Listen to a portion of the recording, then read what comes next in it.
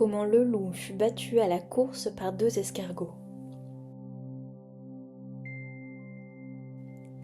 Un jour, le loup rencontra l'escargot qui se hâtait péniblement de gagner une haie. « Retire-toi, traînard !» lui cria-t-il. « Je fais plus de chemin en un quart d'heure que toi en une année. »« Oh, oh, c'est à voir, » répondit l'escargot.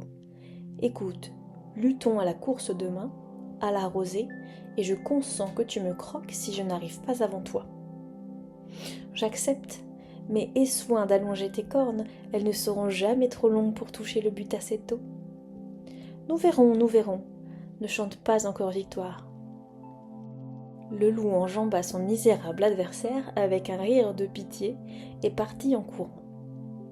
Quand il eut disparu, l'escargot s'en alla conter à l'un de ses frères le défi qu'il avait porté. « Tu t'es beaucoup trop avancé, » lui fit observer celui-ci.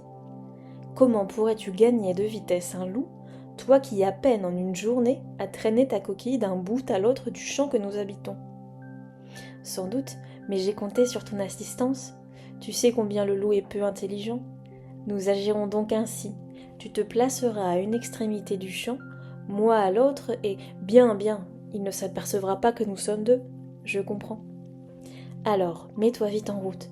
Il faut que tu sois à ton poste demain de grand matin, et la traversée du champ n'est pas peu de chose.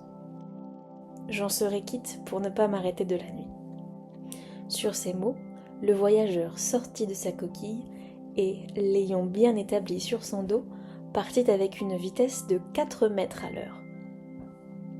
Le lendemain, au lever du soleil, le loup arrivait. Sans lui donner le temps de respirer, l'escargot l'apostropha. « Allons donc, lambin, plus vite. As-tu peur ? Tiens, vois ce sillon. En route, et à qui l'aura le plus vite parcouru. Allons, au but, au but !» Le loup, excité par le cri de l'escargot, se mit à courir sans s'apercevoir que celui-ci restait tranquillement à sa place. Il allait ventre à terre, faisait voler les mottes en poussière, essoufflé et haletant. Déjà, il voyait le bout du sillon et il allait l'atteindre, quand soudain un escargot dressa devant lui ses 2 cornes, les agita en signe de victoire et s'écria « Coucou !» Le loup fit un « oh » d'étonnement, avec un saut de côté, puis il resta ahuri, persuadé qu'il voyait son compagnon de départ. « T'avoues-tu vaincu ? » Vaincu à la course par un escargot ? Jamais. Recommençons. Soit, recommençons. 1, 2, 3, partons. Et le loup se lança à perdre haleine. Cette fois, il volait. Un oiseau ne l'aurait suivi qu'avec peine. Près d'arriver, il tourna la tête pour voir où en était son concurrent. N'apercevant rien, il se crut vainqueur, quand, à un pouce de sa tête, retentit de nouveau le cri « Coucou !»